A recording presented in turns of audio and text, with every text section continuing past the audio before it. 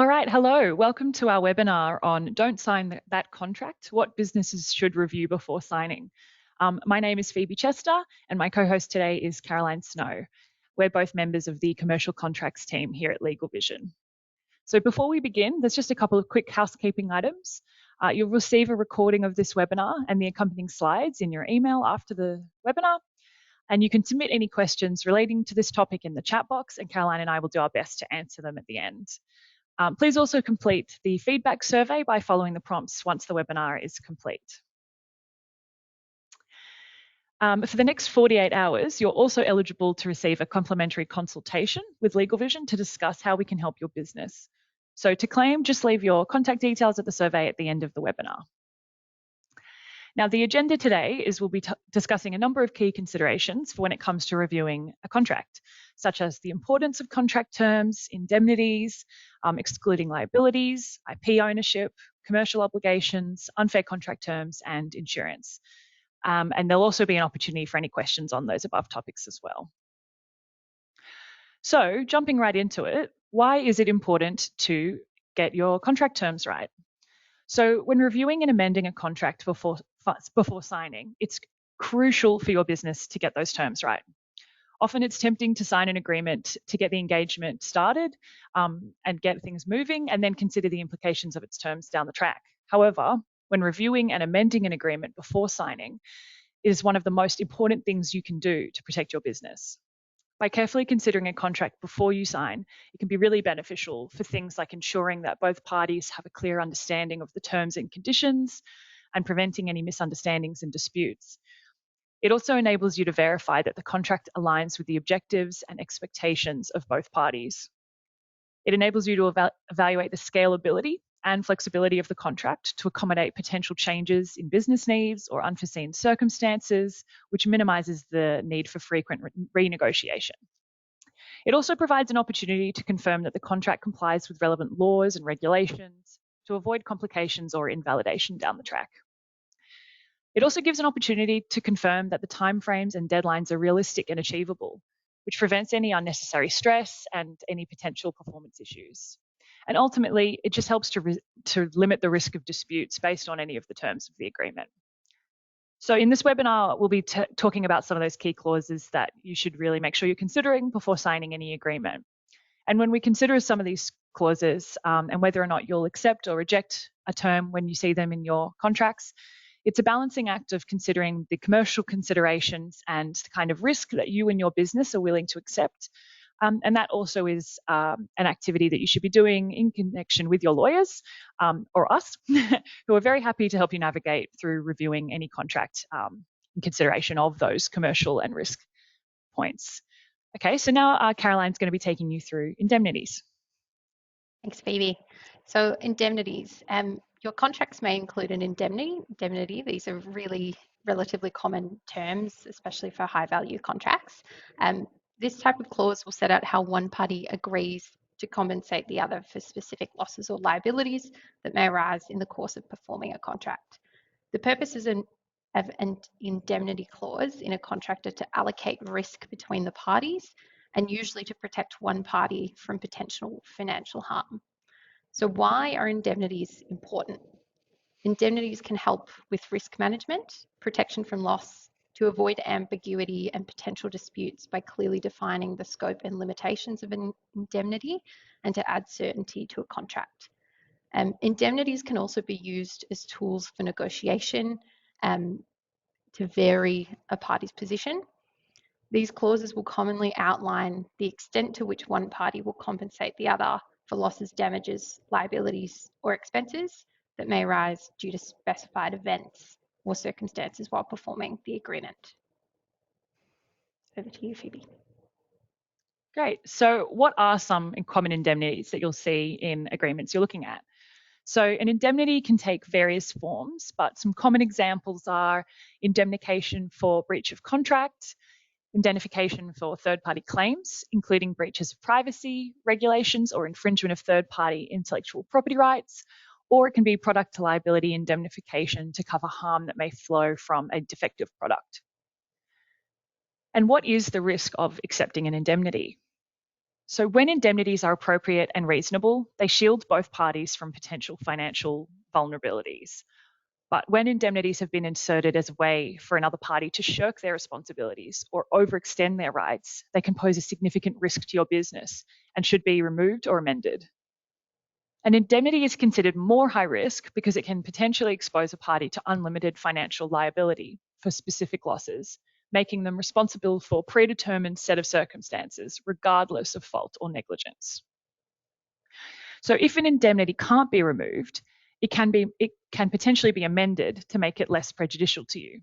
And some ways of doing this are to include specific exclusions to narrow the scope of the indemnity.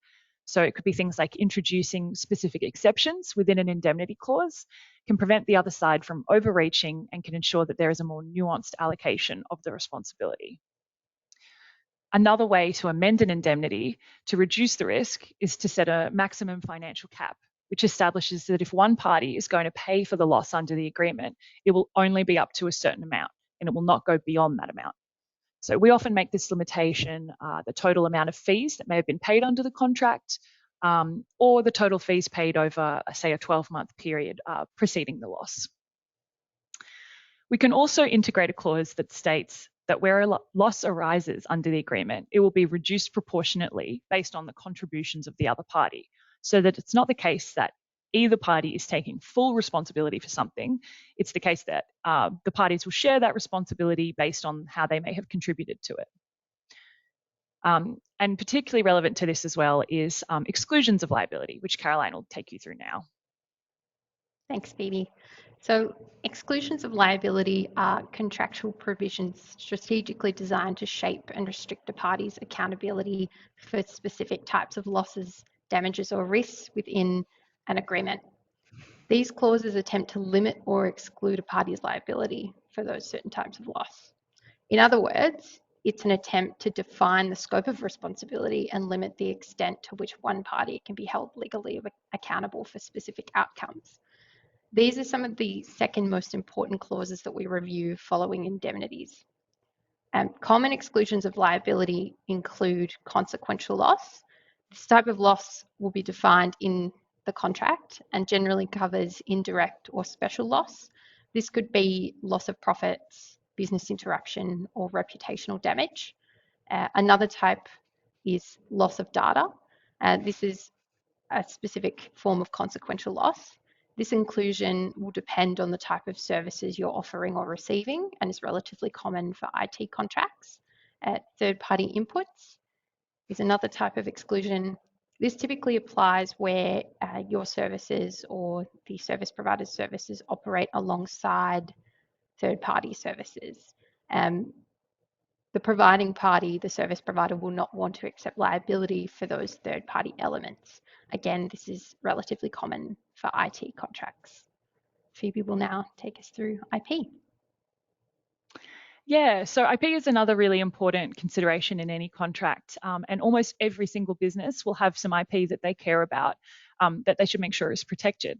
So when we're talking about IP or intellectual property, that can include things like patents for inventions, but it can also include things like trademarks, logos for your business, distinctive symbols or names.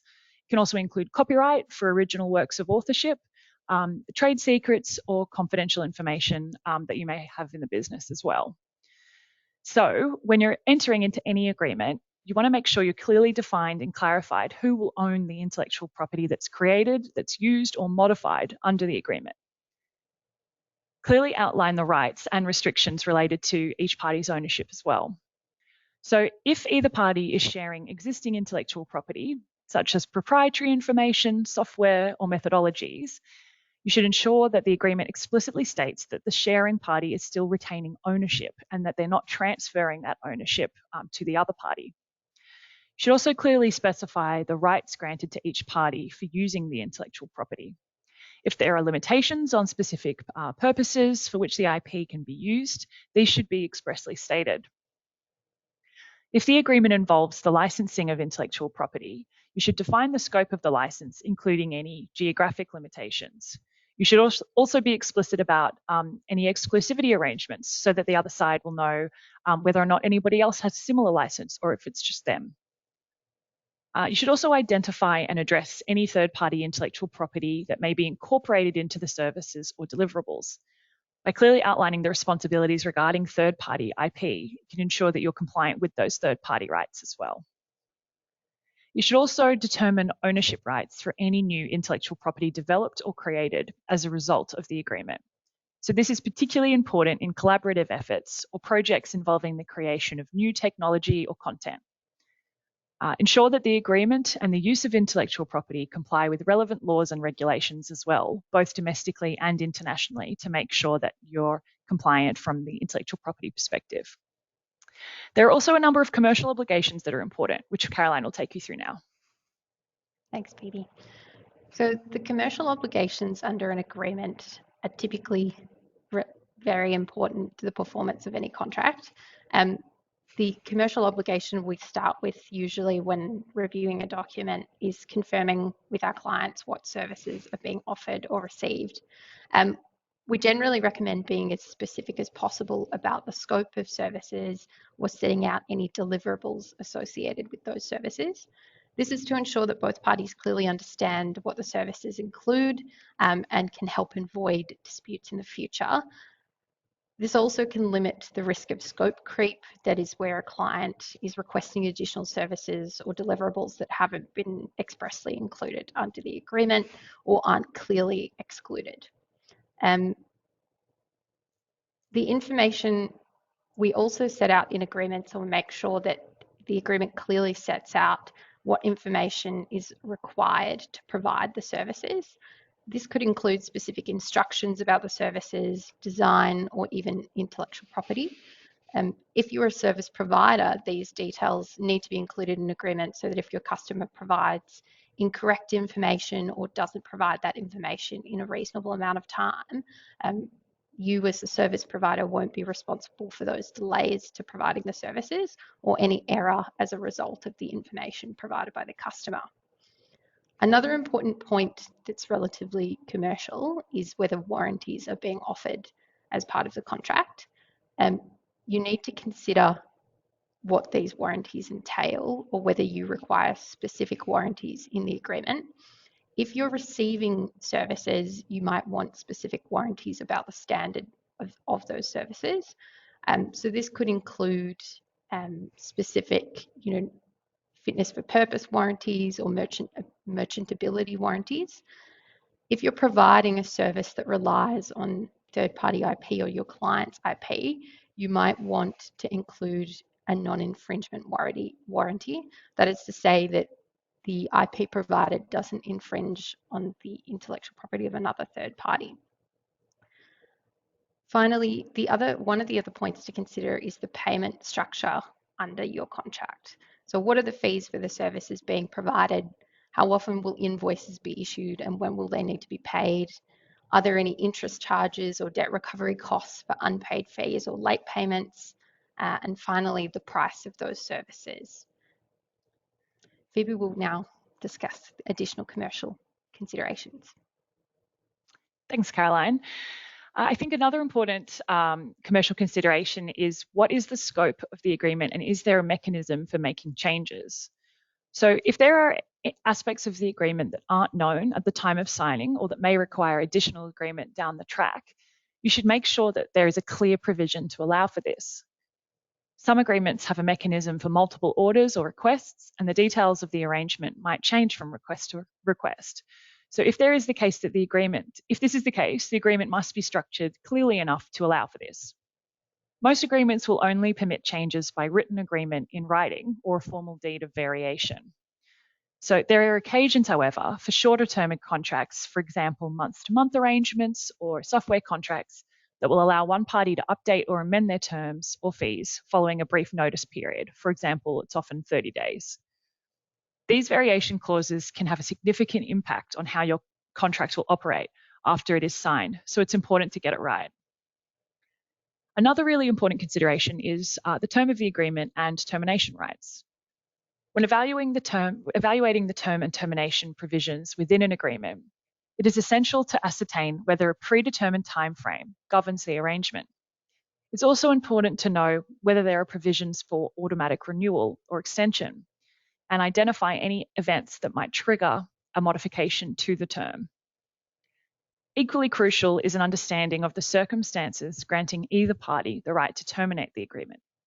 If you lack the right to terminate at your discretion, it becomes imperative to determine if this is a condition that is a deal breaker before committing to the full term of the agreement. Another important consideration is unfair contract terms, which Caroline's going to take you through now. Thanks, Phoebe. So what are unfair contract terms? Unfair contract terms typically arise in standard form contracts where one party has greater bargaining power than the other. If a contract contains an unfair contract term or a UCT, that specific term may be unenforceable, or it may attract a fine from the ACCC if it's included. There have been recent changes to the legislation in Australia that came into effect earlier this year in November, specifically that have increased the powers of the ACCC and the value of the fines when it comes to including UCTs in your agreements. The key characteristics of an unfair contract term based on the Australian consumer law are a significant imbalance between the parties. So unfair terms will create a significant imbalance between the parties based on their rights and obligations at a detriment to the consumer rather than the service provider. Unfair contract terms are considered not reasonably necessary. A term is considered unfair if it is not necessary to protect the legitimate interests of a party to the contract who would benefit from that term. These terms go beyond what is reasonably necessary to protect a party's interests and may be deemed unfair as a result. Unfair contract terms also need to cause a detriment to one of the parties. So the unfair terms would typically cause a detriment to the consumer. This detriment could manifest as a financial loss, a restriction on a legal right, or other disadvantages. The unfair contract terms also lack transparency in their presentation, which generally will contribute to the unfairness of the term overall. Consumers should be able to easily understand the terms of an agreement or contract that they're signing on. Finally, this regime specifically applies to standard form contracts. So that's a contract that typically isn't negotiated and it's a bit of a take it or leave it situation. And they're generally not scrutinised before they're signed by a party. Some examples of unfair contract terms under the consumer law can include terms that allow one party but not the other to avoid or limit their obligations under the contract, terms that permit one party but not the other to terminate the contract.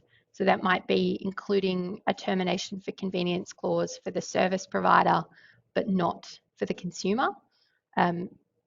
Terms that penalise one party but not the other for breach or termination of an agreement. It's important to note that the Australian consumer law does not apply to all types of contracts, and certain contracts may be exempt. If you receive a contract that contains a UCT, your first step should be to assess the impact that it has on you and your business if it is included in the agreement. If the UCT is likely to have a negative effect on your business, it's best to negotiate the removal of that clause, and you can, potentially push to the other side or demonstrate to the other side that it is an unfair contract clause by outlining some of those points above. Phoebe will now take us through insurance. Thanks, Caroline. So insurance can be a really valuable consideration when you're taking into account everything that we've spoken about so far in this presentation. So sometimes, despite your best efforts to make a contract more favourable, the other side is just going to be unwilling to make any changes to it.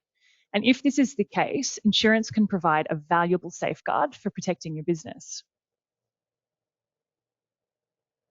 The most important thing to do to ensure that your insurance does cover any contract you're signing is to speak to your broker. So initiating a conversation with your insurance broker is a strategic move to fortify your risk management approach. You can explore whether your current insurance policy adequately covers the specific risks outlined in that specific agreement you're considering. And this is a proactive step that ensures that your insurance aligns with the contractual terms. If the agreement in question is particularly high value or high risk to your business, your broker may also be able to tailor your insurance policy to cover your business against the intricacies of that specific agreement. So it's really helpful to also consider insurance alongside everything we've spoken about. Okay, so that concludes the main part of our webinar today. And you might also find our commercial contracts checklist helpful when considering an agreement from a commercial perspective. You can access it in the handout panel or by scanning the QR code on the screen now. And we're always happy to help out with the legal side of those considerations as well. You might also be interested in our upcoming event, which is titled Ensuring Your Charity is Legally Compliant. And LegalVision's hosting that this Thursday, the 14th of December at 11 a.m. You can register following the link on the screen as well. So while you continue to submit your questions, you can do this in the top of your screen at the question box above. We'll answer the questions submitted so far shortly. We'd like to take a minute to tell you about LegalVision's membership. The membership service is a cost-effective way of having almost your own internal in-house counsel. We take care of all of your business as usual legal work while you focus on running your business. Our fixed monthly fee provides cost certainty, unlike traditional law firms which charge hourly rates. The membership service includes things like unlimited contract review and drafting, IP advice and protection, and in some cases, disputes assistance as needed. To learn more, you can request a free consultation when the survey appears at the end of this webinar. And now we'll answer some of your questions. Yeah, great. Okay, so one of the questions that was submitted ahead of the webinar was, how do I identify potentially invalid clauses like power imbalances? And this is one of the points that Caroline spoke about. So this is sort of, we call it unfair contract terms, and you've probably been hearing things about it in the media, or you may have been even receiving LegalVision notices about it because it's a very hot topic item at the moment. So it's a great thing to have at the front of your mind, and yeah, a really important question. So just to sort of briefly reiterate some of the points that Caroline already mentioned, there is no one test for identifying an unfair contract term. It will turn on the specific circumstances of the kind of business and the goods or services that they're providing. However, there are some key features that you can always look out for. So some examples of terms that may be unfair are any terms that unilaterally allow one party to do something without notice or agreement to the other party. So this could be a clause that allows one party to terminate the contract at any time, or it penalizes the other party for terminating or breaching the contract. But essentially, if you're looking at a clause of a contract and you're thinking, hang on, this might be unfair, the key things to think are, does it cause a significant imbalance between the parties? Is it reasonably necessary to protect the legitimate interests of the party that's getting the advantage of it? If it is legitimate, then it's less likely to be unfair. But if there's no real basis for it and they're just sort of trying to punish, or they're just taking a really aggressive stance, then it's more likely to be unfair. And then the final one is, would it cause financial harm or some other kind of harm to my business if I was to accept the term as it looks? And that's sort of the key things to consider, but it's no hard and fast rule. And we're always on standby to sort of consider these questions as well. And we're certainly seeing a lot of them at the moment. So important to keep at the front of your mind. I might throw to Caroline for any questions that have come to your side. Yeah. Yeah. So one of the first questions I have here, how do you deal with consequential loss in contractual agreements? Again, it's going to depend whether you're providing the services or receiving the services. Typically, in most agreements, there'll be a definition of consequential loss that we want to confirm what's covered under that. But in most cases, we'd be looking to exclude consequential loss for both parties. That's relatively reasonable and balanced. If you exclude it for one and not the other, that's a potential UCT, one of those unfair contract terms. So the best way to approach it is look at excluding it for both.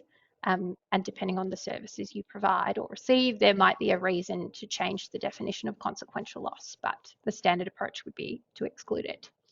hope that covers that point. I've got a second one here.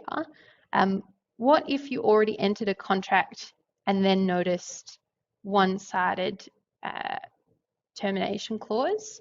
So depending on the wording of the agreement, generally in most contracts you'd have a termination clause for convenience. Well, that might not be in it. We'd expect that to be mutual. If it's not mutual, it could be considered an unfair contract term. And most agreements will definitely include a clause for termination for breach. If the breach clause is one-sided, so only one party can terminate for breach, you might be able to also terminate at common law, without a clause in the agreement anyway. This is something it will, really turn on the facts of, well, the information being included in the contract and the way it's drafted. But if it is one-sided, there are steps you can take after the fact if you get into a dispute about the services or you're unhappy potentially. I've got a couple of questions if you want me to jump in. Yeah, great. Yeah. So one of them was we'll be running a webinar on reviewing an NDA. And I think great idea. We can definitely consider doing that if that's something that's of use to you. I would say as well that if you've got some NDAs that are really important to you in the interim, all of the principles that we've spoken about today will also apply to an NDA. It's just another form of a contract. It'll just be really specific to, I guess, the sharing of confidential information. So it's a much more limited scope in terms of this. There shouldn't really be any provision of services or goods. But those same principles certainly apply as a starting point. And we can definitely consider running one in the future. And we have quite a few resources available as well on this topic if you do have any more questions on that. Another question we've received is about how important is it to have a dispute resolution clause in the contract? I think that's a great point. It can be really valuable. And, whether or not something is included always comes down to, the concerns of your own business and the risks that you're willing to take on. But, litigation or when a dispute arises, it can absolutely be, a big financial burden on a company. So this is a way, having a dispute resolution clause. And when we speak about that, we're sort of saying an alternate dispute resolution clause. So it's saying if something goes wrong or the parties have a disagreement that starts arising, what they should do at first instance is have a conversation, go to mediation, go to arbitration before anyone formally launches something in a court. And that's a really helpful thing to have in contracts. So definitely a good point for something to keep an eye out for. I would also add that if the contract has a governing law that's in an international jurisdiction, a dispute resolution clause is particularly helpful because it means that, if a problem does arise, you're not going to be, subject to the laws of Germany or whatever it may be. You can have some more soft international mechanisms to make sure that you're working through the problems together. So yeah, great point. Always good to include those as well. The next question I have here is about LegalVision services. We can definitely advise on commercial property leasing contracts, client agreements in the healthcare space, and we also have a capital raising team who deal with, and services team who deal with mergers and acquisitions. So that sort of assistance for the question poser out there, it's definitely worth submitting an inquiry to discuss that further. The next question I have here is, I think if you're acting as principal, how you can look at preserving recovery prospects from a subcontractor.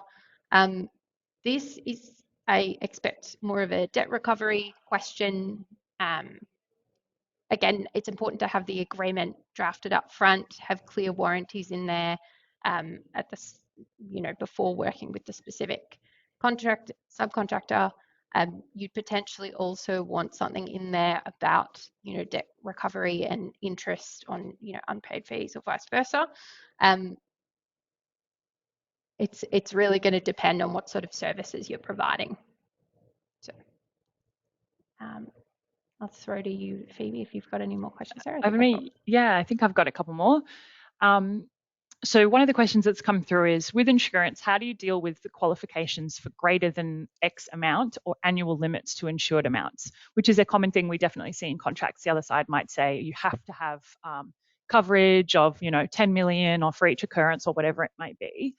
And I'd say the way to approach this is pretty much the same as all of the kind of advice we've given in this webinar, and that it's a question of, is that acceptable to your business? Can you actually comply with it? If not, open up the dialogue with the other side to change it, and make it what your actual coverage is.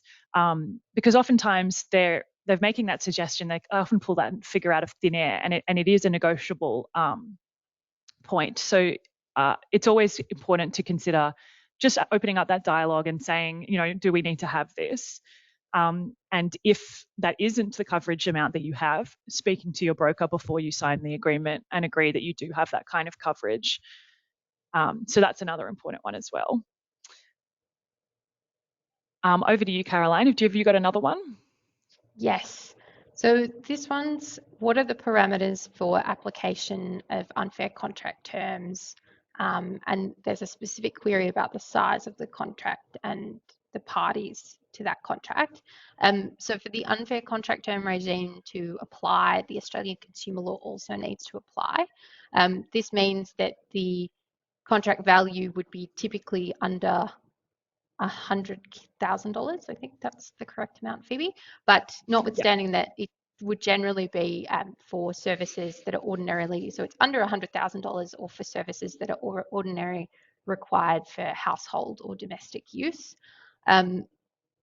Then subject to that, so those are the two minimum requirements for the consumer law to apply. Then you've got the parameters that we mentioned earlier about unfair contract terms. So that would be, creating an imbalance between the parties that doesn't protect the reasonable business interests of one party. For contracts valued at, over $1 million, or, where you're dealing with the government directly, we'd expect for those contracts to be negotiated between the parties. So it's unlikely that the UCT regime would apply. However, we'd need to see the contract itself to advise in further detail. Yeah, exactly. I agree with everything Caroline said there as well. I think there are some contracts that sit outside of the unfair contract terms.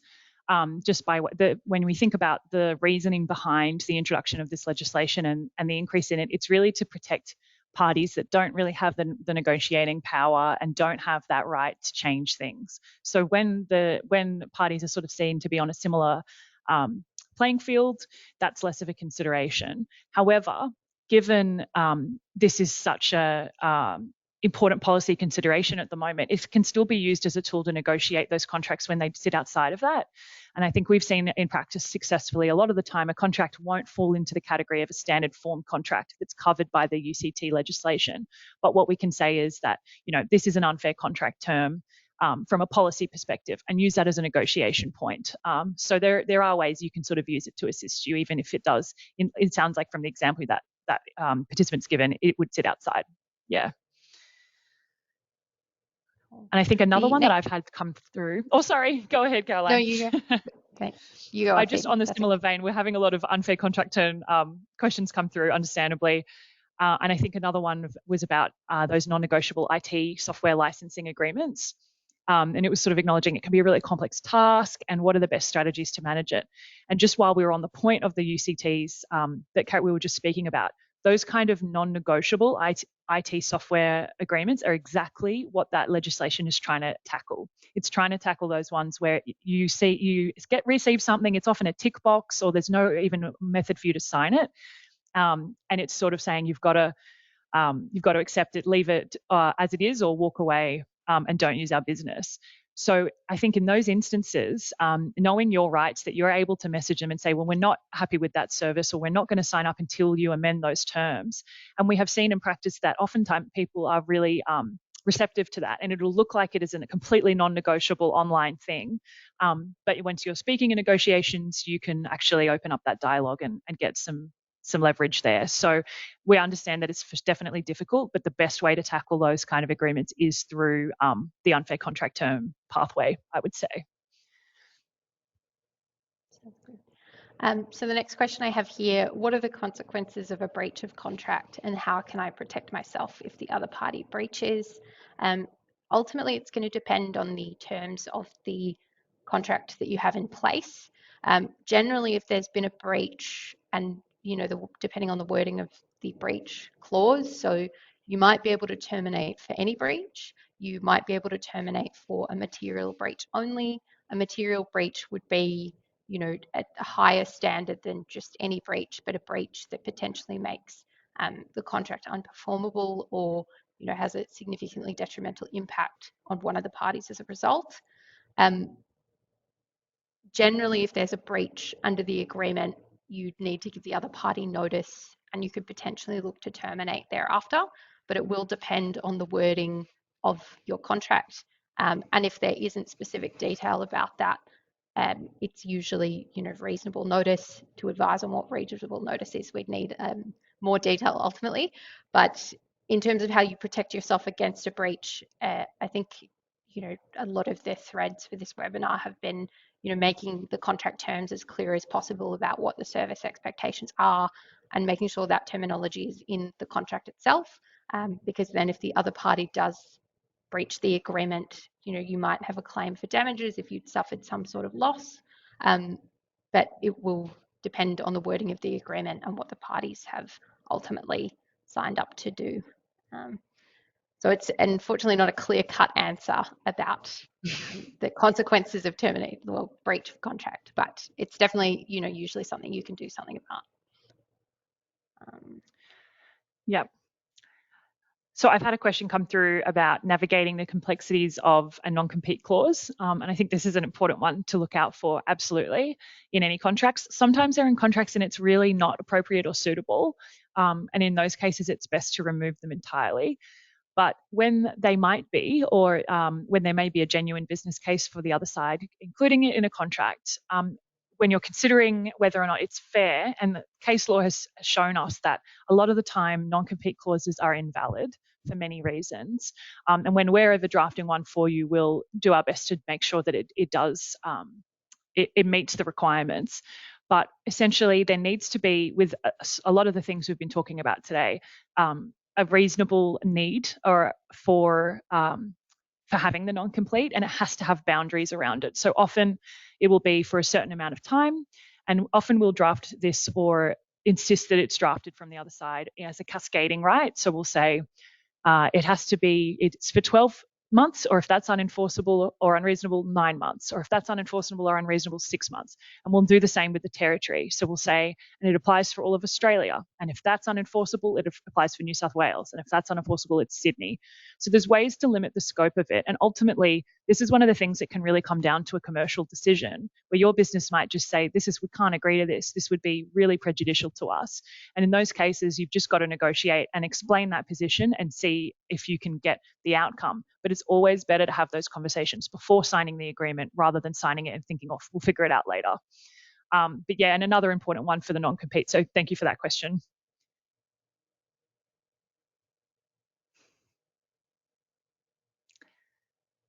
So one of the questions we commonly get asked in relation to IP clauses is what's the sort of standard position in most agreements. The one again, a lot of this is going to depend on what services are being offered or received and what IP is being shared. But generally speaking, in most cases, parties would retain ownership of their pre-existing IP prior to entering the agreement, and the service provider would typically assign some IP to the customer.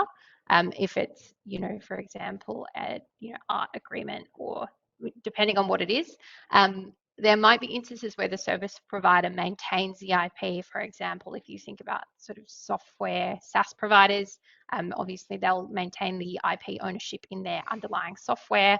But to the extent a SaaS provider or web developer does any web development work, then they might assign parts of the IP rights in the website.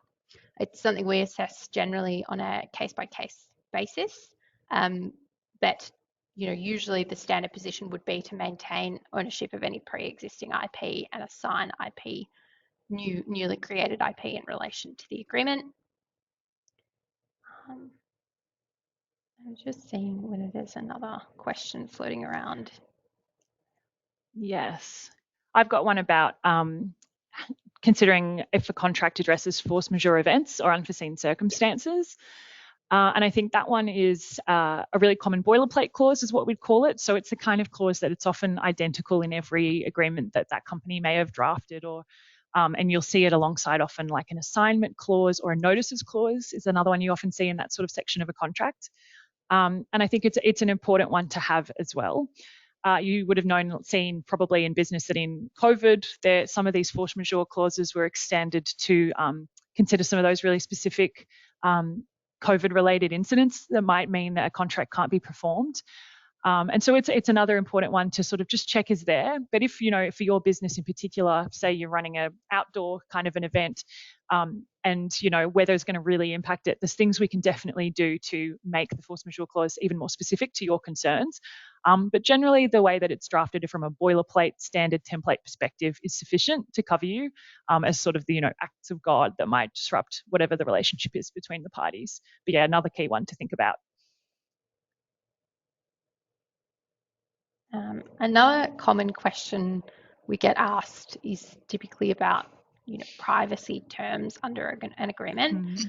This is important where, as part of providing your services or, receiving a service, you're either sharing personal information about your customers or you're receiving personal information about one of your clients' customers.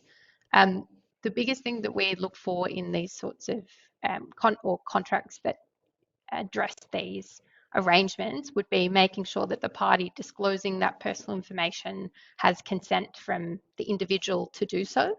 And then if you're disclosing that information, making sure that you're working with a reputable service provider and that they've got appropriate protections in place to store and manage that personal information or other data or sensitive data about your business once it's disclosed.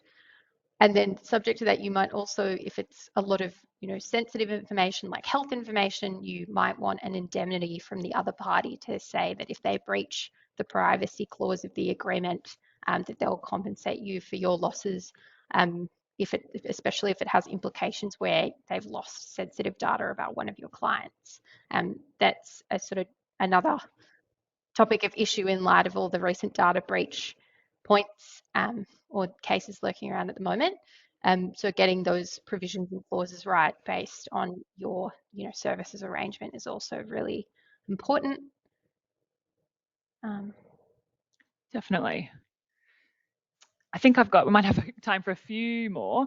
I've got another question about, on the vein of intellectual property, about moral rights, which is an interesting consideration as well. And I think moral rights is sort of briefly, just to explain what that means, is intellectual property, which is the rights to be the owner of a protectable thing that is an intellectual property, so copyright, patents, trademarks, those sort of things. It can be broken down into economic rights, which is, I guess, the right to make money from it, to license it, to get royalties from it. And then there's also the moral right. And the moral right comes down to essentially the right to be attributed as the creator or the owner, and to not have it, I guess, have any sort of derogatory statements made about it to protect sort of your reputation. So often you see in a contract that someone might assign the economic rights or the license or rights to a piece of intellectual property, but the moral rights will sit in a different position, and that's because there's certain regulations at law that mean that sometimes that can't be transferred.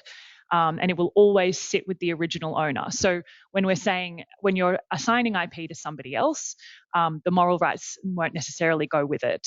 So that's something to consider as well in terms of, I guess, considering the background obligations from statute legislation perspective, which are always operating in addition to whatever contractual arrangement you have where you're assigning something from one party to the other.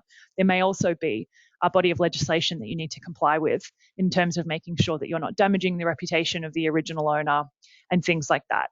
So certainly something to think about. And again, with everything, it'll come down to what is the importance of it to your business, and yeah, essentially just how important is the moral rights issue, and is this something you'd like to sort of delve into in the contract? But definitely an important consideration, and we're always happy to chat about that more in detail if you have specific questions about it. Thanks, guys. So that's all we have time for today. If we haven't gotten to answer your questions so far, please take advantage of our complimentary consultations and submit your details in the survey at the end of the webinar. While this is a free webinar, we really value your feedback. So if you have any additional input or comments, please leave them in the survey. Thank you so much for joining us all, and we hope to hear from you. Thank you. Bye.